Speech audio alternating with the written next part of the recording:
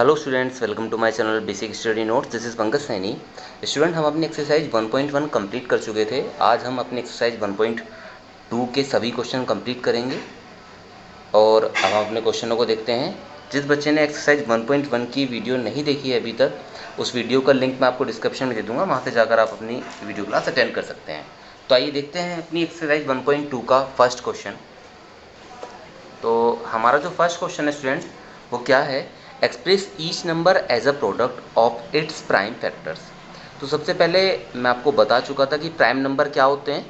Prime number वो होते हैं जो केवल खुद से कटें और एक से कटें। तो प्राइम फैक्टर का मतलब इन सभी नंबर्स के हमें ऐसे फैक्टर करने हैं जो किसी और के फैक्टर हो ही ना सके, मतलब जिसके जो कम से कम जो 2 से कटें या 1 से कटें या खुद से कटें, ऐसी कंडीशन में।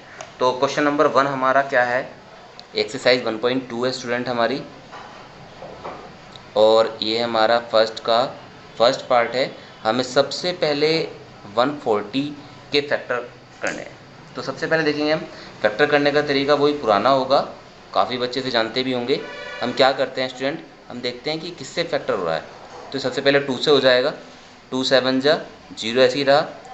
2 3 जा 6, बचा 1, इधर गया 10, 35 आ गया। अब स्टूडेंट ये 3 से देख लेते हैं, 3 से चेकआउट कर लेते हैं कि हाँ भाई 35 डिवाइड हो रहा है नहीं हो रहा है। तो 3 देखा, 3 1 जा 3, लेकिन 5 नहीं होगा। ये सीधा में साफ साफ दिख रहा है कि 5 से हो रहा है। 5 7 जा और यहाँ पे 7 1 जा। तो इस तरीके से हमने 140 की जो फैक्टर करे हैं स्टूडेंट, प्राइम फैक्टर 2 2 5 7। देखिए इन्हें प्राइम फैक्टर क्यों बोलते हैं? प्राइम फैक्टर इसलिए बोलते हैं कि स्टूडेंट क्योंकि हम 2 के कोई फैक्टर नहीं कर सकते हैं, ना इस 2 के, ना 5 के, ना 7 के। तो ये हमारे सभी प्राइम नंबर हैं। प्राइम नंबर की जो मल्टीप्लाई है इसी को हम क्या बोल देते हैं? प्राइम फैक्टर बोल देते हैं। तो 140 के जो प्राइम फैक्टर हैं वो ये हुए, ठीक है।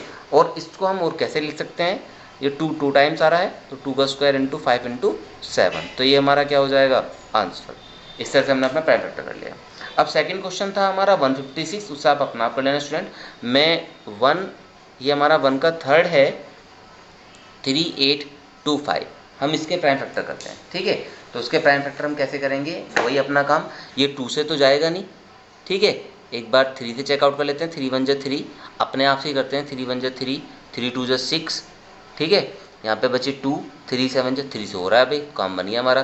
3 1 जा 3, 3 2 जा 6, बचे 2, 2 इधर गए 22 हो गए। 3 7 जा 21, फिर 1 बचा, इतना हो गया। तो हमारा काम चल गया। एक बार फिर 3 से देख लेते हैं। 3 4 जा जाएगा, और यहाँ पे 3 4 जा हो गया, और 3 2 जा 6, 3 5 जा 15, ये भी हो गया, हमारा काम निकल गया। फिर देख लेते हैं। 3 1 जा 3, 3 4 जा, लेकिन ये नहीं होगा। तो इसका मतलब अब 3 से नहीं होंगे इसके प्राइम फैक्टर। अब हम क्या करेंगे? 5 से देख लेते हैं। 5 8 जा 40, बचे 2, और 5 5 जा 25। तो 5 से हो गया। 5 से फिर देख लेते हैं। 5 1 जा 5, 5 7 जा, उसके बाद 17 तो खुद एक प्राइम नंबर है, इसका कोई फैक्टर नहीं हो सकता है। तो 17 1 जा 17। तो इस तरीके से स्टूडेंट मैंने 3825 के भी प्राइम फैक्टर करे। वो कितने हो गए? 3 इंटू 3 इंटू 5 इंटू 5 इंटू 17। तो आप सही तरीके से कैसे लेते हैं? 3 2 टाइम्स है तो 3 का स्क्वायर, 5 2 टाइम्स है तो 5 का स्क्वायर, और इंटू 7। तो इस वाली कंडीशन में स्टूडेंट हमें केवल क्या करना था?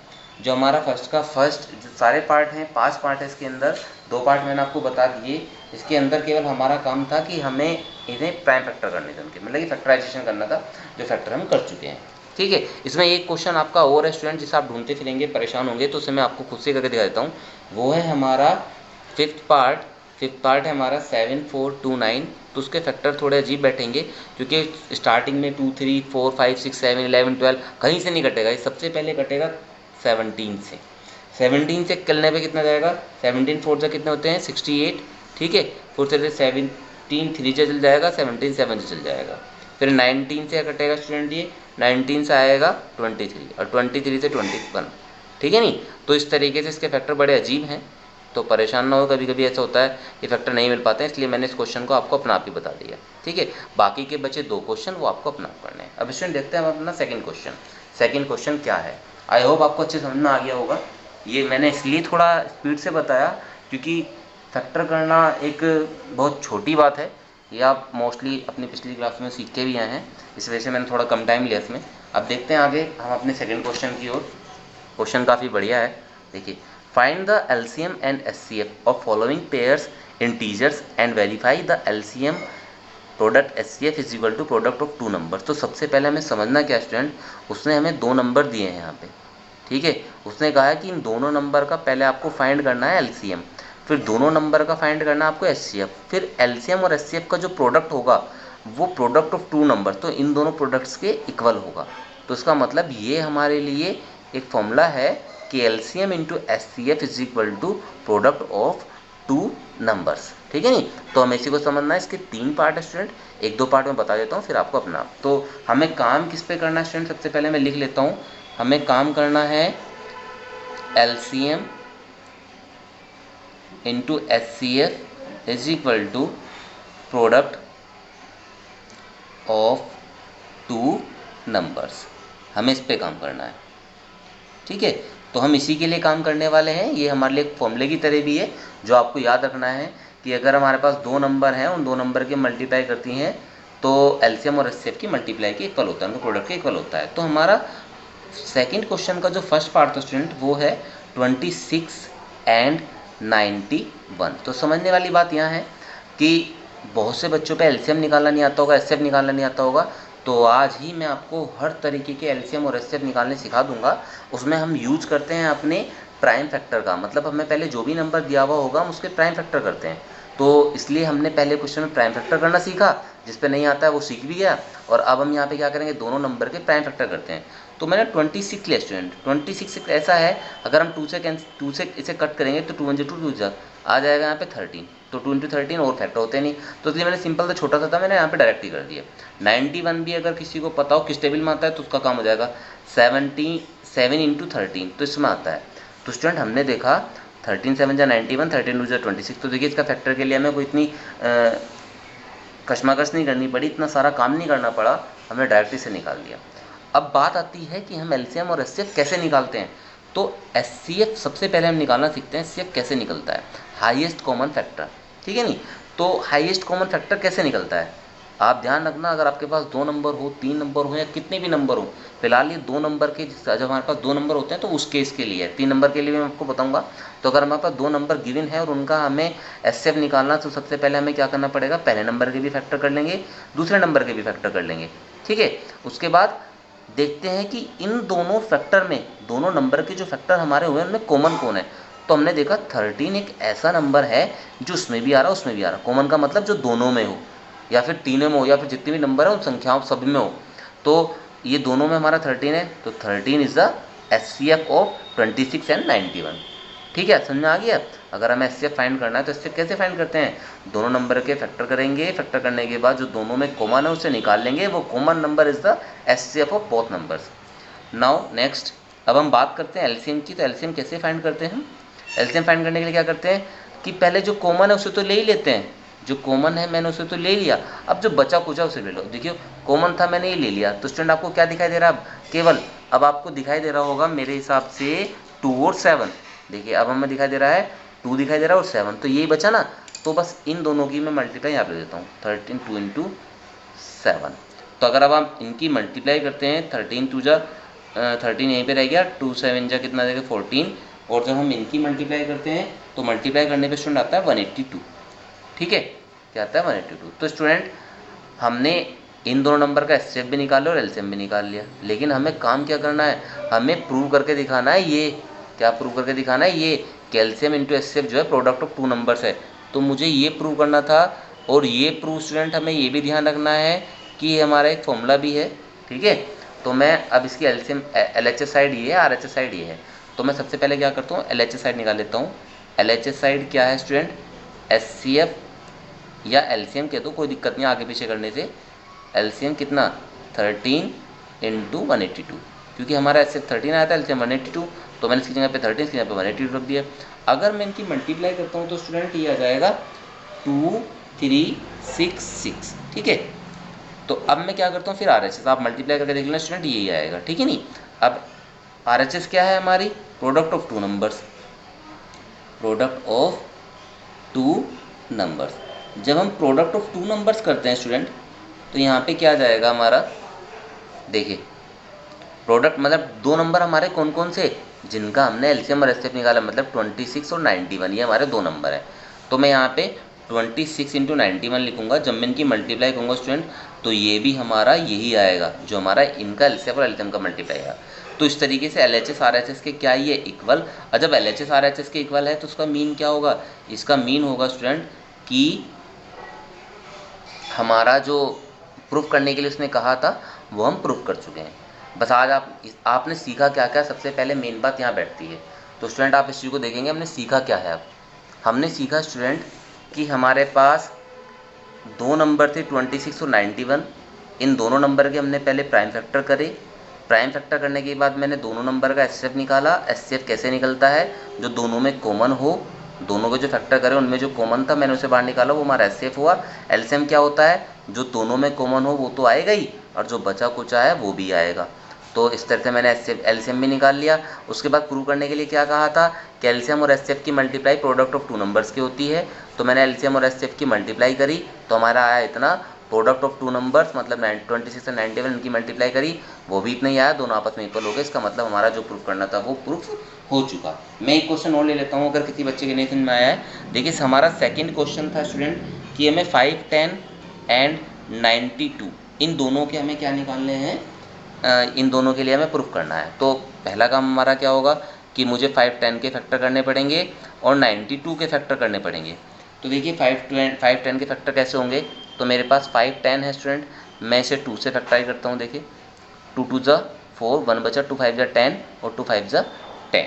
ठीक है, उसके बाद मैं 3 से करके देखता हूँ, 3 8 ज़ा 24 बचा 1, 3 5 ज़ा 15। उसके बाद मैं 3 से देखता हूँ, 3 से हमारा काम नहीं चल रहा है तो 5 से देखते हैं। 5 से कितना जाएगा यहाँ पे 17, और 17 तो तुम्हें पता ही है कितना जाएगा 1। तो उसके 5, 10 के फैक्टर आ गए हमारे 2 इंटू 3 इंटू 5 इंटू 17। अब हमारे पास बात बचती है इसकी 92 की। तो हमें पता है 23 4 जा 92 होते हैं, तो मैं 4 को तो लिखूँगा 2 इंटू 2 और से 23 रहने दूंगा, तो कोई दिक्कत थोड़ी है। अब देखिए हमें क्या करना है, मुझे एचसीएफ फाइंड करना है। तो एचसीएफ कितना होगा, जो दोनों के पास है, और दोनों के पास केवल कौन है, ये 2 है, बाकी कुछ दोनों के पास नहीं है। तो मैं इसे 2 कैसे लिख दूँगा, तो एचसीएफ तो कितना आ गया हमारा स्टूडेंट 2। अब हमें एलसीएम फाइंड करना, तो एलसीएम कैसे फाइंड करते हैं, जो दोनों के पास है, दोनों के जो फैक्टर हुए हैं जो दोनों के पास है पहले तो वो ले लेंगे। उसके बाद बचा कुचा कौन बच कुच रहा है स्टूडेंट, 3 3 5 17 2 3, तो मैं सब के सब यहाँ मल्टीप्लाई में लिखते चल जाऊँगा, वो हमारा होता है एलसीएम। ठीक है नहीं, तो आप सीख लेना इससे भी कैल्शियम कैसे निकलता है। तो देखिए मैंने पहले सब चीज़ लिख ली, इन सब की जो मल्टीप्लाई करके आएगा वो स्टूडेंट आएगा 23,460, आप देख लेना यही आएगा। ठीक है नहीं, अब हम क्या करते हैं, हमारा काम है इस चीज़ को वेरीफाई करने का। वेरीफाई कैसे करते हैं, मैं LHS लेके चलूँगा। LHS हमारी क्या है, LCM इंटू SCF। ठीक है, तो हमारा LCM कितना आया है 23460 और SCF कितना है 2। मैंने इनकी मल्टीप्लाई करी, मल्टीप्लाई करने पर जाएगा 46920। जैसे मैंने LHS फाइंड करा इस तरह से मैं RHS भी फाइंड करूँगा। RHS हमारा क्या है, product of two numbers, product of two numbers. तो प्रोडक्ट ऑफ टू नंबर्स में हमें स्टूडेंट क्या करना है, यहाँ पे देखिए दो नंबर्स हमारे कौन कौन से थे वे 5, 10 एंड 92। जब हम इनकी मल्टीप्लाई करते हैं तो स्टूडेंट ये भी हमारा यही आता है। तो LHS हमारा RHS के इक्वल आ गया, जो हमें वेरीफाई करना था वो हम वेरीफाई कर चुके। तो बहुत ही आसान काम था स्टूडेंट। आप दो नंबर का अगर आपको एचसीएफ निकालना उसे भी सीख गए, एलसीएम निकालना उसे भी सीख गए, और ये फॉर्मूला भी आपके लर्न हो गया। उससे ऊपर आपने फैक्टराइजेशन सीखा। तो आज आप इतना काम सीख चुके हैं। उसके बाद हम चलते हैं अपने अगले नेक्स्ट क्वेश्चन की ओर। नेक्स्ट क्वेश्चन क्या है उसे देखते हैं स्टूडेंट। तो नेक्स्ट क्वेश्चन देखते हैं अपना। देखिए सबसे पहले नेक्स्ट क्वेश्चन हमारा है क्या वो देखेंगे। वगैरह find the LCM and HCF of following integers by applying prime factorisation method. ठीक है नहीं, तो कह रहा है कि हमारे पास ये नंबर है स्टूडेंट, और हमें इन नंबर का क्या निकालना है, 1 2 3 तीन क्वेश्चन है हमारे पास, सभी के हमें क्या निकालने हैं, एलसीएम निकालने और एचसीएफ निकालने। तो आपने 2 नंबर के लिए काम करा था अभी तक, अब आप 3 नंबर के लिए काम करेंगे, तो और भी ज़्यादा मज़ा आने वाला है। बस समझने की बात है, ऐसे ही आपके क्वेश्चन बोर्ड में भी आते हैं। तो नंबर 3 क्वेश्चन हम ले लेते हैं स्टूडेंट। देखिए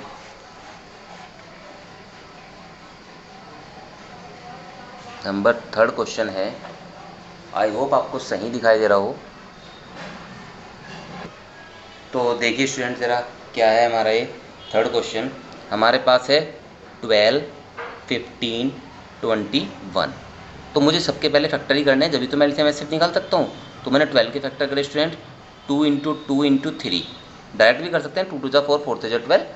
15 के कैसे हो जाएंगे, आधे बच्चों के दिमाग में अपना आप आ भी गया होगा कि 3 5 हो जाएंगे सर। उसके बाद 21 का भी कितना हो जाएगा, 3 × 7 हो जाएगा। ये कितना ईजी था। अब हमें क्या करना है, इनका एचसीएफ निकालना। एचसीएफ का तो वही मेथड है जो सबके पास है। सबके पास इन तीनों में कौन है, जरा एक बार देखिए। 12 के इतने 15 के, तो इन सब में कौन है जो सबके पास है, वो 3 है जो तीनों के पास है। तो मैंने 3 ले लिया, ये हमारा एचसीएफ हो गया। एलसीएम फाइंड करना, तो एलसीएम कैसे निकल जाएगा स्टूडेंट, देखिए जो सबके पास है पहले तो उसे ले लें। उसके बाद बचा कुचा कौन, पहले के पास कौन बच रहा, 2 × 2 बच रहा है। दूसरे के पास कौन बच रहा, 5 बच रहा है। और तीसरे के पास कौन बच रहा, 7 बच रहा है। जब हम इनकी मल्टीप्लाई करते हैं स्टूडेंट, तो वो कितना आ जाएगा, वो आ जाएगा हमारा एलसीएम। तो उसकी मल्टीप्लाई जाएगी स्टूडेंट 4 to 0। ये हमारा क्या हो गया, आंसर। ठीक है, तो इस तरीके से आप इजीली काम कर लेते हैं। ठीक, अब हमारे पास ये था थर्ड का फर्स्ट पार्ट। थर्ड का सेकंड पार्ट को अगर हम देखें, तो सेकंड पार्ट में हमें किस किस का निकालना है, 21, 23 एंड 29 का। तो इस सिचुएशन को भी आपको याद रखना स्टूडेंट, मैं 21 के फैक्टर अगर करता हूँ तो ये हो जाएंगे 3 × 7, और मैंने 23 के करे तो 23 के कोई फैक्टर नहीं होते, तो मैं 23 तो लिखूंगा नहीं, 1 × 23 लिखूंगा। और 29 की भी कोई नहीं होते, तो 1 × 29। मैं आपको क्वेश्चन को इसलिए बता देता हूँ, अगर आपका हर क्वेश्चन एक ज़रा सा भी अलग हो रहा है और उसमें आप परेशान होंगे, तो मैं उस क्वेश्चन को आपको अपने आप से ही बता देता हूँ।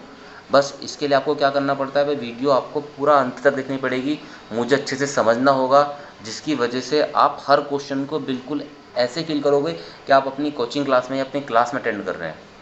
ठीक है नहीं, आप हर क्वेश्चन को अच्छे समझ सकते हैं, लेकिन बात यह है कि आपको मेरे साथ ऐसे ही सुनना पड़ेगा मुझे। ठीक है, और क्वेश्चन को देख देख के करने पड़ेंगे। जब आप इन्हें देख के करोगे तो आप 100% जो बुक से रिलेटेड एग्जाम्पल है उन्हें भी अच्छे से कर लोगे, सारी काम अच्छे से कर लोगे। ठीक है, तो देखा स्टूडेंट मैंने 23 कैसे करे, 29 कैसे करे। अब 21 हमें पता है 1 तो हर किसी की मल्टीप्लाई में होता है, तो मैंने अपना काम निकालने के लिए यहाँ पे भी 1 दे दिया। कुछ स्टूडेंट परेशान होंगे कि सर ने 1 क्यों दिया, यहाँ पे 1 क्यों नहीं दिया, क्योंकि स्टूडेंट यहाँ पे हमें 1 की नीड ही नहीं पड़ी, यहाँ 1 की नीड पड़ रही है, तो मैंने 1 शो ऑफ कर दिया, ना भी लगता भी कोई दिक्कत नहीं है। तो एचसीएफ यहाँ पे कितना होगा स्टूडेंट, हमने देखा यहाँ पे कुछ कॉमन नहीं है। तो अगर हम यहाँ देखें, अगर मैं इसे भी नहीं लिखता तो देखिए यहाँ पे 21 का तो 3 × 7 होता, 23 का 23 रहता, 29 का 20, तो ऐसा कोई है ही नहीं जो सबके पास था। तो अगर कभी आपको ऐसे 2 नंबर के लिए मिले, जो पिछला गया आपका 2 नंबर वाला एलसीएम एचसीएफ, या फिर 3 नंबर या 4 नंबर, अगर आपको अभी ऐसा लगता है कि हमें कोई कॉमन नहीं मिल रहा है और वहाँ पे हमें एचसीएफ फाइंड करना है, तो ऐसी जगह पे एचसीएफ हमारा क्या होता है, 1। तो आपने एक लॉजिकल बात सीखी कि अगर हमें कभी भी कोई ऐसे नंबर मिलते हैं जिनके हमें कोई कॉमन फैक्टर नहीं मिलते हैं, तो वहाँ पे 1 हमेशा होता है, तो एचसीएफ आपका क्या जाएगा, 1। तो इस चीज़ को आप नोट में अपनी तरफ लिख भी सकते हैं अपनी साइड। अब बात करते हैं हम एलसीएम की, तो एलसीएम में क्या होगा भाई, जब किसी के पास कोई है नहीं तो बचा कुछ सब यहीं आ जाएगा, मतलब 3 × 7 यहाँ पे आ जाएगा, 23 आ जाएगा, 29 आ जाएगा, और इन सब की मल्टीप्लाई स्टूडेंट आ जाएगी 11 3 3 9। ठीक है, हो गया आंसर। अब कुछ चीज़ें स्टूडेंट मैं आपको इससे भी अलग बताऊंगा, क्योंकि बोर्ड में ऐसा तो है नहीं कि क्वेश्चन बुक में से उठाए वही छाप दिए। ठीक है, बोर्ड में क्वेश्चन कहीं से भी आ सकते हैं, तो मैं अपने पास से कुछ चीज़ों को बता रहा हूँ, आपको अच्छे से समझना है जरा। ठीक है, ये एग्जाम्पल बहुत ही बढ़िया एग्जाम्पल है, इससे आप बहुत सारी चीज़ें जो आपके डाउट्स होंगे वो क्लियर हो जाएंगे। अगर मेरे पास स्टूडेंट 3 नंबर हैं, ये बुक में नहीं आपका क्वेश्चन 24, 30 एंड 32, और मुझे इनका एलसीएम और एचसीएफ फाइंड करना है, तो कैसे करेंगे। तो मैंने स्टूडेंट 24 लिया, तो आप साइड में करके देख लेंगे 24 के फैक्टर होंगे कैसे। तो 24 को जाएंगे 2 12, कुछ बच्चे तो नहीं हो पाते हैं, 2 6 जा, 2 3 जा, 3 1 जा, कोई कोई ऐसा होता है कि डायरेक्ट ही कर देता है, तो उससे भी कोई फ़र्क नहीं पड़ता। ठीक है, आप डायरेक्ट लिख सकते, क्योंकि ऐसा कोई डिमांड नहीं होती कि आपको क्वेश्चन में करके दिखाना, आप ऐसे डायरेक्ट लिख सकते हैं। उसके बाद अगर मुझे 32 के करने हैं, 30 के करने हैं सॉरी, तो 30 को जाएंगे 2 3 जा, 6 6 5 जा 30। उसके बाद मुझे अगर 32 के करने हैं तो 2 × 2 × 2 × 2 × 2, 2 2 जा 4, 4 2 जा 8, 8 2 जा 16, 16 2 जा 32। तो इस तरीके से मैंने क्या निकाले स्टूडेंट, इनके प्राइम फैक्टर निकाल लिया। मुझे इनका निकालना है एचसीएफ। अब मेन काम होता है हमारा स्टार्ट यहाँ पे। ठीक है, एचसीएफ तो हमें क्या पता है, जो सबके पास है वही है। सबके पास स्टूडेंट कौन है, 2 है। ठीक है, क्या 2 औरों के पास है भाई, अब 2 देखेंगे तो इसके पास है, इसके पास है ही नहीं, तो हमारा काम खत्म हो गया। 3 देखेंगे 3 इसके पास और 3 है ही नहीं। 5 देखेंगे केवल इसके पास, तो इसका मतलब और तीनों के पास ऐसा कुछ नहीं है जो तीनों के पास हो, तो एचसीएफ तो आ गया हमारा 2 ही। अब मेन काम हमारा ये स्टूडेंट एलसीएम निकालना, ये एलसीएम ही हमारा इंपॉर्टेंट है, जिसे हमें समझना है अब यहाँ पे, क्योंकि एचसीएफ तो हमें बस तीनों के पास देखना है। लेकिन अगर बात करें एलसीएम की, तो एलसीएम में ये केस यहाँ पे अप्लाई नहीं होगा। एलसीएम के लिए हमें क्या करना पड़ेगा, अब आप देखो ये हमारे पास 3 चीज़ें हैं, तो मैं यहाँ पे आपको दिखाता हूँ। यहाँ पे एक हमारे पास पहली चीज़, ये दूसरी चीज़, ये तीसरी चीज़।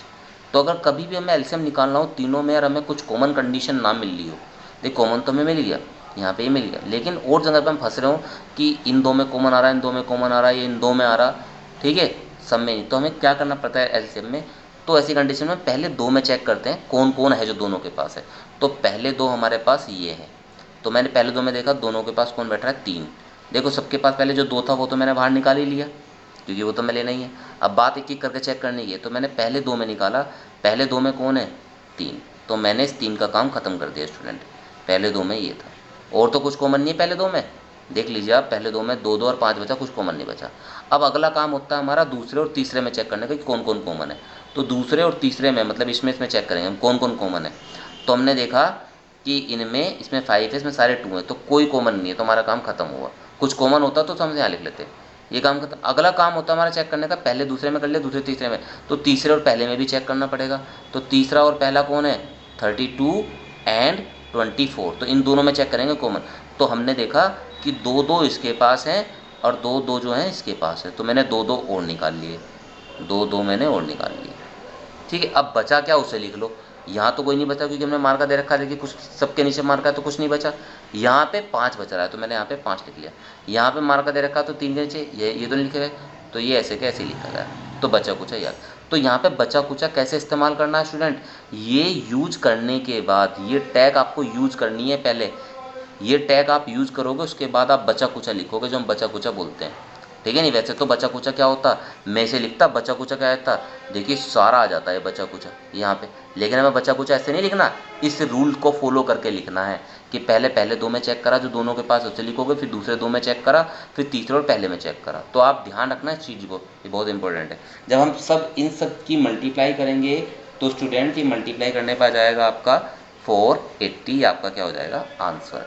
ये मैंने अपने पास से क्वेश्चन बताया कि ऐसा क्वेश्चन आपका बोर्ड में आ जाता है, स्टूडेंट वही रूल फॉलो कर देता है जो ऊपर है, ठीक है नहीं, क्योंकि टीचर अपने हिसाब से बताता है और बच्चा वहीं पे अपने उनके अकॉर्डिंग समझ के कर देता है। लेकिन हमें करना कैसे, अगर बाई चांस आपको ऐसा क्वेश्चन मिलता है तो ऐसे करना है।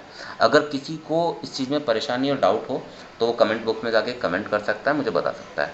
और मैं उन सभी बच्चों को थैंक यू कहूँगा जो बच्चे हमारी वीडियो को लाइक करते हैं या अच्छे अच्छे कमेंट करते हैं, उनको सच में मेरा हार्टली थैंक्स है, क्योंकि व्यूज़ तो आ जाते हैं लेकिन बच्चे देखने के बाद कि टीचर ने इतनी मेहनत करी है वहाँ पर जाके लाइक करें कमेंट करें, ये कुछ ही बच्चों के अंदर ऐसे गट्स हैं, ठीक है। तो उन बच्चों को सबसे ज़्यादा थैंक यू। और बच्चे जो हमारी वीडियोस देखते हैं, ठीक है, वो भी जाकर हमारी वीडियो को ज़रूर लाइक किया करें, कमेंट किया करें, ठीक है। चलो तो अब अगले क्वेश्चन की ओर चलते हैं। क्वेश्चन नंबर 4 हमारा क्या है, क्योंकि टाइम भी ज़्यादा होता जा रहा है। गिविंग दैट HCF, 2 नंबर का जो HCF है वो हमारा 9 है। इसका मतलब क्या स्टूडेंट समझिए कि हमारे पास गिविंग दैट, हमारे पास 2 नंबर थे, इन 2 नंबर का जो HCF इनने ब्रैकेट से बाहर लिख रखा है ना, इसका मतलब इन 2 नंबर का जो HCF है वो 9 है। फाइंड करना इन्हीं दोनों नंबर के LCM का। तो कैसे फाइंड करेंगे, यही तो हमें देखना है। देखिए कैसे फाइंड करेंगे LCM। तो नंबर 4 पर आ गए। सबसे पहले जो दिया हुआ है उसमें दिया हुआ है कि HCF जो है 306 और 657 का वो है 9, और फाइंड करना है हमें LCM 2 नंबर का 306 और 657, ये हमें फाइंड करना है। अब आधे बच्चों के दिमाग में बात चलेगी कि सर एक काम करते हैं, इसका भी फैक्टर कर देते हैं, इसका फैक्टर कर देते हैं और देख लेते हैं, एलसीएम निकाल लेते हैं। लेकिन हम उस चीज़ का यूज़ क्यों करें, क्योंकि वो तो बहुत लेंथी पड़ जाएगी। अगर आपने ध्यान दिया हो तो हमने एक फॉर्मूला यूज़ करा था जिसको मैंने कहा था कि आपको फॉर्मूला की तरह लर्न भी करना है, क्या, LCM into HCF is equal to product of 2 numbers. ये तो लर्न करने के लिए मैंने आपसे कहा था कि आपका ये यूज हो सकता है। तो देखिए मैंने अब इसका यूज़ कर लिया। अब यूज़ करने से कितना आसान होगा हमारा क्वेश्चन, समझिए। LCM और HCF 2 नंबर का LCM हमें वही तो निकालना है, तो 2 नंबर का LCM मैं चाहे ऐसे लिख लूँ या ऐसे लिख लूँ, बात वही है, क्योंकि हम निकाल तो उन दोनों नंबर का LCM ही रहे हैं, तो मैंने LCM ही रहने दिया। और HCF कितना है इन दोनों नंबर का, वो आया 9। और वो 2 नंबर हैं कौन कौन स्टूडेंट, ये तो प्रोडक्ट ऑफ 2 नंबर्स मतलब 306 और 657, ठीक है। मुझे LCM निकालना है, तो LCM कहते हैं ये 9 जो है इसके अपोन में चल जाएगा, तो 9 गया इसके अपोन में, ठीक है। अब हम कट करेंगे, यहाँ पे कट कर सकते हैं, देखिए हो सकता है नहीं हो सकता है, मल्टीप्लाई में तो देखिए एलसीएम फाइंड निकल गया, तुरंत निकल गया, वरना फैक्टर करते पहले फिर इतना सारा काम करना पड़ता। तो इस कभी कभी फॉर्मूले की हेल्प से हमारा काम बहुत आसान हो जाता है। तो देखते हैं 19 3 से हो जाए, कट रहा है स्टूडेंट, 19 3 से 27 बचे 3, 19 4 से 36, तो हो गया हमारा 34 और 657। जब हम इनकी मल्टीप्लाई करते हैं स्टूडेंट तो ये जाएगा 22,338 आंसर हमारा। तो इस तरीके से हमने 4 क्वेश्चन भी अपना कंप्लीट कर लिया। अब बात करते हैं हम अपने नेक्स्ट क्वेश्चन की ओर। नेक्स्ट क्वेश्चन हमारा क्या है, ठीक है, ज़्यादा क्वेश्चन नहीं बचे हैं, कम क्वेश्चन है। 5 क्वेश्चन क्या है स्टूडेंट हमारा, चेक वेदर 6 की power n can and with the digit 0 for any natural number. तो देखिए क्वेश्चन को समझना स्टूडेंट, बहुत ही बढ़िया क्वेश्चन है, ठीक है। कुछ डाउट आपके बने रहेंगे, लैंग्वेज वाली काम मैं आपका कर दूंगा, ठीक है, लैंग्वेज लिखवा दूंगा मैं आपको अच्छे से। देखिए क्या है, उसने कहा कि चेक वेदर, हमें चेक करना है कि 6 की पावर n के अगर हम फैक्टर करते हैं, ठीक है, तो क्या 6 की पावर n है, अगर मैं यहाँ पे 1 रखूँगा या 2 रखूँगा 3 रखूँगा तो पावर कितनी भी करें क्या वो उसका कहीं पे जाके एंड 0 पे होगा। तो आपको दिखाना, अगर वो है नंबर तो बताइए कौन सा नंबर है, नहीं है तो क्यों नहीं है वो भी बताना है, क्योंकि चेक का मतलब ये होता है। तो हमारे पास क्वेश्चन नंबर 5 था स्टूडेंट। मैं आपसे कहता हूँ मेरे पास 6 है, तो 6 के फैक्टर स्टूडेंट कितने होते हैं, 2 × 3, और 6 की पावर n के कितने हो जाएंगे, 2 × 3 की पावर n, बिल्कुल सिंपल सी बात है। अगर मैं आपसे कहूँ स्टूडेंट मैं 6 की n की जगह पे 1 रख दूँ तो कितना आ जाएगा, 6 आ जाएगा। चलो मैं 2 रख दूँ, अब कोई बच्चा सोचेगा 0 क्यों रखा सर ने, तो मैंने बताया था ये नेचुरल नंबर के लिए बात कर रहा है, और नेचुरल नंबर कहाँ से स्टार्ट होते हैं, 1 से, 0 से नहीं होते हैं, ठीक है। तो मैं 2 की बात करता हूँ कितना जाएगा 36, मैं क्यूब की बात करता हूँ तो 216 आ जाएगा। तो क्या कोई नंबर जब हम इसके पावर n की जगह पे कुछ भी रख रहे हैं, क्या किसी भी उसका एंड 0 पे हुआ है, एंड किस पे हो रहा है, 6 पे हो रहा है स्टूडेंट। मैं 4 भी करूँगा ना तो तब भी कुछ और आएगा, 0 पे एंड होगा नहीं। तो हमने प्रैक्टिकली तो देख लिया कि ये 0 पे एंड नहीं हो रहा है, लेकिन हमें थ्योरेटिकली उसे बताना है कि 0 पे एंड क्यों नहीं हो रहा, उसी चीज़ को बस हमें समझना है कि 0 पे एंड क्यों नहीं हुआ। तो स्टूडेंट आप देखिए, अगर यहाँ पे 2 में कहीं पे 5 आ जाता तो 2 5 जगह आता 10 आ जाता, और 10 में अगर 3 की मल्टीप्लाई करते कितना आता 30, तब तो 0 पे एंड हो भी सकता था। तो क्यों नहीं आया, क्योंकि जब हम किसी भी नंबर के फैक्टर करते हैं, अगर उसमें कहीं 2 और 5 आता है, मतलब 2 और 5 अगर दोनों आते हैं, तब तो हमारा वहाँ पे 0 बन सकता है, वरना 0 नहीं बन सकता। क्या समझे आप, देखिए 6 के फैक्टर करें हमने 2 × 3, ठीक है। अगर यहाँ पे मैं 5 और ला देता तो 5 क्यों ला देता, क्योंकि 10 एक ऐसा नंबर है स्टूडेंट जिसके लास्ट में 0 आता है, और 10 के फैक्टर होते हैं 2 × 5। तो लास्ट में 0 कब आएगी, जब हमारे फैक्टर 2 और 5 होंगे।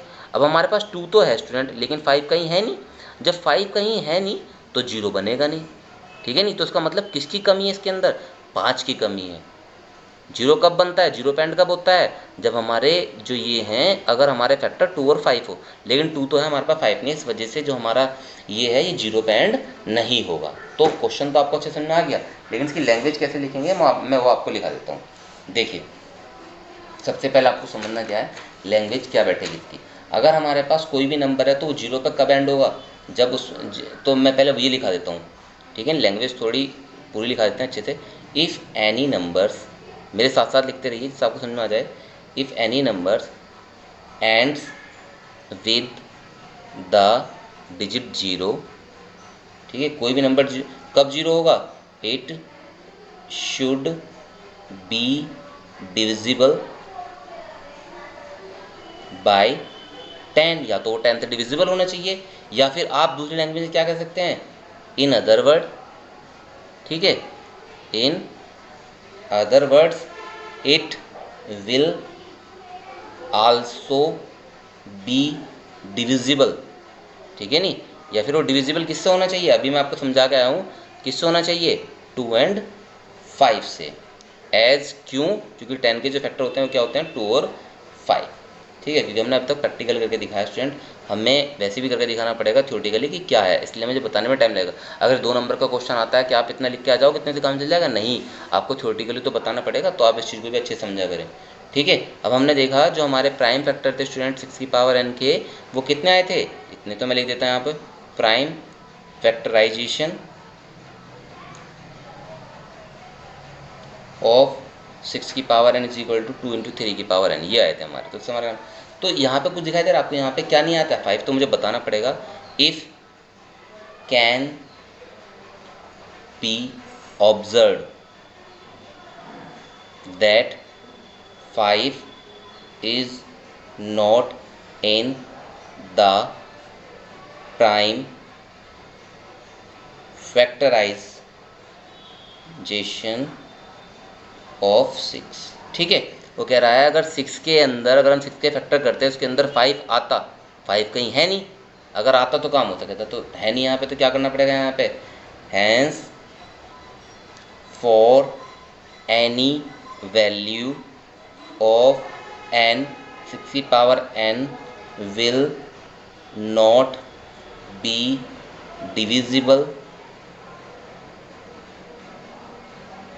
Divisible by 5। ठीक है, क्योंकि यहाँ पर 5 नहीं होगा तो उससे कंडीशन लगेगा, तो हम यहाँ पर कंडीशन ले देंगे। देयरफॉर क्या हमारा सॉल्यूशन निकला, कंक्लूजन निकला, 6 की power n can not and with the digit 0 for. देखिए लैंग्वेज और भी आसान हो सकी थी, लेकिन मैंने आपको बिल्कुल डीपली समझाया, जो मैंने बताया वही चीज़ मैंने लिखा दी, जिससे आप अच्छे समझ लो और से। ठीक है नहीं, for any number natural number. तो लैंग्वेज आप अपने हिसाब से, कोई बच्चा और लिखना चाहता है तो वो लिख सकता है। बहुत ही इजी नंबर से इसकी लैंग्वेज, इजी तरीके से लैंग्वेज लिखी जा सकती थी, लेकिन मैंने जानबूझ के लिखवाई क्योंकि जिससे आप क्वेश्चन को अच्छे से पढ़ के समझ लिया, कभी भी देखते हैं इन फ्यूचर। ठीक है, 10th कर भी लोगे उसके बावजूद भी। अब देखते हैं अपने स्टूडेंट अपना नेक्स्ट क्वेश्चन 6। ठीक है, तो 6 समझना हमें, वो कह रहा है एक्सप्लेन करना, एक्सप्लेन वाई दिस नंबर, मतलब कि जो कैलकुलेशन आपको ये वाली दी है and this calculation are composite numbers, कि ये क्यों कॉम्पोजिट है, हमें इसको बताना है। तो 6 क्वेश्चन हमारा बहुत ही बढ़िया होने वाला है। तो अच्छे से सबसे पहले तो मैं आपको एक बार रिवाइज करवा दूँ कि भाई क्या आपका प्राइम नंबर होता था, क्या कंपोजिट नंबर होता था, क्योंकि कोई बच्चा अगर नहीं होता, क्योंकि नंबर हमारे कितने टाइप के बताए थे मैंने, नंबर्स आर ऑफ 2 टाइप्स, अगर आपको ध्यान दिए कौन कौन से थे, एक तो था prime and composite number. Composite number दोनों एक दूसरे के अपोजिट थे, जब मैंने नंबर बेसिक ऑफ नंबर बताया था। अब प्राइम नंबर को मैंने क्या बताया था, a prime number can be divided by 1 and only itself, मतलब कि प्राइम नंबर की क्या खास बात है, वो केवल 1 से डिवाइड होगा या फिर खुद से डिवाइड होगा। जबकि उसी की जगह पे मैंने क्या बताया था, वेयर एज अ कंपोजिट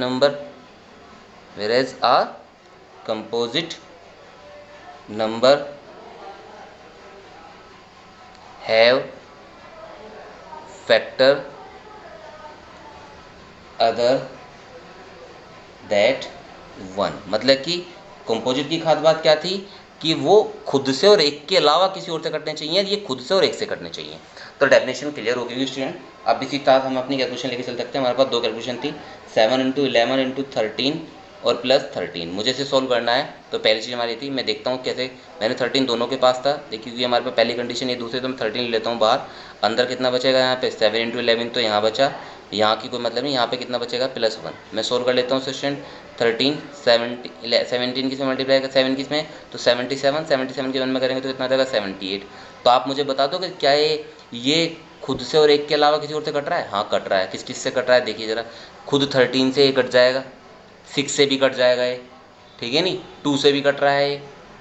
इस तरीके से स्टूडेंट ये अदर नंबर से क्या हो रहा है, कट रहा है, मतलब कोई और दूसरा नंबर भी से क्या कर रहे हैं, कट रहे हैं। अगर हम मल्टीप्लाई कर लें तो कितना जाएगा 104, ठीक है नहीं। तो ये कैसा नंबर हुआ हमारा, कॉम्पोजिट नंबर हुआ, ठीक है नहीं, क्योंकि it's divided by other 1 and itself, तो दिस इज अ क्या आ गया, कॉम्पोजिट नंबर। तो ये तो हमने दिखा दिया, इसलिए मैंने डेफिनेशन लिखवाई थी, इससे आपको दिक्कत ना हो, कॉम्पोजिट नंबर। तो ये हमारा कॉम्पोजिट नंबर है। अब हमारी दूसरी कैलकुलेशन क्या थी student, 7 into 6 into 5 into 4 into 3 into 2 into 1 और प्लस 5। तो 5 स्टूडेंट दोनों के पास है, मैं 5 बाहर ले लेता हूँ, अंदर कितना बच जाएगा, 7 इंटू 6 5 निकल गया, 4 into 3 into 4 into 3 into 2 into 1 और प्लस में क्या जाएगा 1। सोल्व कर लेते हैं, यहाँ पे 5 हमारा यहीं रह गया, 17 6 कितना जाएंगे हमारे यहाँ पे, इन सब के हम मल्टीप्लाई अगर करते हैं तो इन सब की मल्टीप्लाई आ जाएगी 108 और प्लस में कितना है 1, तो यहाँ पे 5 ये हो जाएगा 109। तो हम देखते हैं जब इनकी मल्टीप्लाई करते हैं स्टूडेंट, तो ये आ जाएगा हमारा कितना 5045। तो देखिए स्टूडेंट, क्या ये खुद से और 1 से कटेगा? नहीं, ये 5 से भी कट रहा है, और भी नंबर से कट सकता है, 15 से कट सकता है, ठीक है। तो ऐसे करके ये बहुत नंबरों से कट रहा है, अलग अलग नंबरों से कट रहा है। जब ये अलग अलग नंबरों से कट रहा है खुद के अलावा, तो उसका मतलब क्या आ जाएगा? This is a composite number. बस यही हमें बताना था कि कंपोजिट है और क्यों है, ठीक है नहीं। तो इस तरीके से हम अपना 6 क्वेश्चन भी कंप्लीट कर चुके हैं। अब बात चलती है स्टूडेंट हमारे नेक्स्ट क्वेश्चन की ओर। लास्ट क्वेश्चन है हमारा, ठीक है। लास्ट क्वेश्चन भी आप अच्छे समझेंगे। क्वेश्चन नंबर 7 है, करा there is a circular path around a sports field. मतलब कि जैसे आप क्रिकेट का कोई ग्राउंड देखते हो स्टूडेंट, तो वहाँ पे उस सर्कुलर पाथ होता है, तो मैंने सर्कुलर पाथ बना लिया। ये रहा, बिल्कुल समझ रहे हो आप, सर्कुलर पाथ बन गया हमारा। तो there is a circular path around a sports field, एक स्पोर्ट्स फील्ड है, वहाँ पे Sonia takes 18 minutes to drive 1 round of the field. तो एक लड़की है सोनिया, बाई चांस वो यहाँ से दौड़ना चालू करती है, तो सोनिया क्या करती है, पूरे चक्कर को यहाँ से लेकर यहाँ तक काटती है, ठीक है। तो यहाँ तक काटने पे कितना कितना टाइम टेक करती है? Sonia takes 18 minute. कितनी? 18 मिनट। तो ध्यान रखना इसको आपको। अब अगले क्या कहा उसने, वाइल रवि टेक्स 12 मिनट्स। तो वहीं पे एक लड़का है, वो भी सेम चक्कर ऐसे ही काटेगा, लेकिन वो कितना टाइम ले रहा है? 12 मिनट। तो यहाँ पे हमने दूसरा जो कैंडिडेट ले लिया, पहला कैंडिडेट हमारा दूसरा ये है सोनिया, दूसरा है रवि। तो रवि जो टाइम ले रहा है स्टूडेंट, वो कितना ले रहा है? वो ले रहा है 12 मिनट, ठीक है। वो कितनी ले रहा है? 12 मिनट्स। तो मैंने इसे भी लिख लिया भाई। अब आगे क्या कह रहा है सुनिए पहले पूरा question. Suppose they both start at the same point at the same time. वो कह रहा सपोज करो कि अगर वो दोनों के दोनों एक जगह से दौड़ना स्टार्ट करते हैं और सेम टाइम पे दौड़ना चालू करते हैं, and go in the same direction, और सेम ही डायरेक्शन में दौड़ते हैं, after how many times it will take meet again and again, ठीक है नहीं, meet again at starting point. तो ऐसा कौन सा टाइम होगा जब जाके वे दोनों क्या करेंगे? एक जगह पे जाके मिलेंगे। तो स्टूडेंट हम देखते हैं भाई, देखिए सोनिया है, सोनिया ने एक चक्कर लगाया 18 में, ठीक है। सोनिया के बारे में अगर हम बात करते हैं, सो सोनिया ने 1 राउंड लिया, और 1 राउंड में कितना हुआ स्टूडेंट? 18 मिनट हुई। समझना पहले क्वेश्चन को, बहुत बढ़िया क्वेश्चन था हमारा, सॉरी 7 क्वेश्चन है हमारा, लास्ट क्वेश्चन है। और जब सोनिया ने 2 राउंड लिए, तो सोनिया भाई कितना टाइम लेगी? सिंपल सी बात है, 36 मिनट लेगी, ठीक है। अब एक काम को यहीं छोड़ देते हैं, अब बात करते हैं हम रवि की। रवि ने 1 राउंड लिया स्टूडेंट, तो जब रवि 1 राउंड ले रहा है तो कितने में ले रहा है? 12 मिनट में। रवि ने 1 राउंड लिया कितनी देर में? 12 मिनट में। अगर वो दूसरा राउंड लेगा स्टूडेंट, तो तब वो कितने में लेगा? भाई दूसरा राउंड है तो एक चक्कर में 12 मिनट, तो दूसरे में कितने जाएगी? 12 टू 4 24 मिनट लग गई। इस तरीके से वो तीसरा राउंड लेंगे तो कितने में लेंगे? 12 3 जा 36 मिनट, तो 30। तो देखिए अगर आप ध्यान दो बच्चों, बहुत ही डीपली बात समझने की इसमें, कि सोनिया ने 2 चक्कर लेने में 36 मिनट लगाई, और रवि ने कितने में लगाए? 36। वो जीते कह रहा है कि भाई ऐसा कौन सा समय होगा जब दोनों वो अपने स्टार्टिंग पॉइंट पे मिलेंगे? तो कौन सा टाइम होगा? 36 मिनट वाला टाइम होगा, जब वो दोनों, मतलब कि रवि के तो 2 चक्कर पे, और सोनिया के तो लगेंगे केवल 2 चक्कर, और रवि लगा लेगा तब तक कितने चक्कर? 3 चक्कर। तो 3 चक्कर पे जब जाके मिलेंगे। अगर बात करता था वो राउंड की, तो आपको बताना है कि Ravi takes 3 rounds and Sonia takes 2 rounds. अगर बात करता है अगर टाइम की, तो टाइम को आपको क्या बताना है कि सोनिया जब 36 मिनट लिए, रवि ने 36 मिनट लिए, तो तब जाके, तो 36 मिनट पे जाकर वो मिले हैं, ठीक है। तो आपको लैंग्वेज तो स्टूडेंट हो गई ऐसे। लेकिन अगर आप, ये तो बताया मैंने प्रैक्टिकली क्वेश्चन आपको, और थ्योरेटिकली करना है, तो स्टूडेंट थ्योरेटिकली इसकी लैंग्वेज आपको अपने आप बनानी है। वो आपको आज मैं काम आपके लिए छोड़ता हूँ, और ये बता देता हूँ कि अगर आपको उसमें टाइम निकालना है कि किस टाइम लेंगे, तो मैं बस आपको हिंट देता हूँ कि आपको क्या निकालना पड़ेगा। उसने कहा है हाउ मैनी टाइम्स या minutes will they meet again at the starting point. तो जब भी आपको ऐसे निकालना होगा तो आपको क्या करना पड़ेगा, ये किसके इक्वल कब निकलेगा? जब आप एलसीएम निकालोगे, एलसीएम ऑफ 18 एंड 12 मिनट, क्योंकि मिनट के लिए काम कर रहा, तो मैं मिनट का ही एलसीएम निकालना पड़ेगा। तो मुझे इन दोनों का एलसीएम निकालना, तो मैं एलसीएम निकाल कर देख लेता हूँ। 18 के मैंने फैक्टर करे कितना आ जाएंगे यहाँ पे, तो ये हो जाएगा कितने, 18 के अगर हम कर लें तो 2 से 9 आ जाएगा, और इसके हो जाएंगे 3, तो 3 × 3, 3 3 जा 9, 9 2 जा 18। अगर मुझे 12 के निकालना कितना आएगा, 2 इंटू 2 इंटू 3, ठीक है। मुझे क्या निकालना है इनका स्टूडेंट, एलसीएम निकालना। एलसीएम कैसे निकलता है, जो दोनों के पास है पहले वो आ गया, ये भी आ गया। अब जो बचा कुचा कौन है, 3 और 2, तो 3 और 2 भी आ गया। अब मल्टीप्लाई करके देखिए, 2 3 जा 6, 6 3 जा 18, 18 2 जा 36, तो तब भी हमारा आंसर कितना है, 30 मिनट ही है, ठीक है नहीं। तो एक बात होती है, कुछ बच्चे प्रैक्टिकली क्वेश्चन को सोल्व करना चालू करते हैं, जैसे कोई पहेली वगैरह हो, ठीक है। और कोई बच्चे क्या करते हैं, उसे क्वेश्चन को न्यूमेरिकली सोल्व करना पसंद करते हैं। तो मैंने दोनों ही तरीके से आपको बता दिया, क्वेश्चन काफ़ी बढ़िया था। इस तरीके से स्टूडेंट हम अपनी एक्सरसाइज 1.2 कंप्लीट करते हैं। अगर आपको वीडियो अच्छी लगी हो तो वीडियो लाइक करें, और अपने आस पड़ोस के बच्चों में जो भी क्लास 10th के अंदर हैं, या अपने रिश्तेदारों में, हर जगह वीडियो को शेयर करें, बताएं लोगों को इस तरह से क्लास चल रही है, सारे क्वेश्चन कराए जा रहे हैं। और वीडियो अच्छी लगे तो लाइक भी करें। Thank you so much.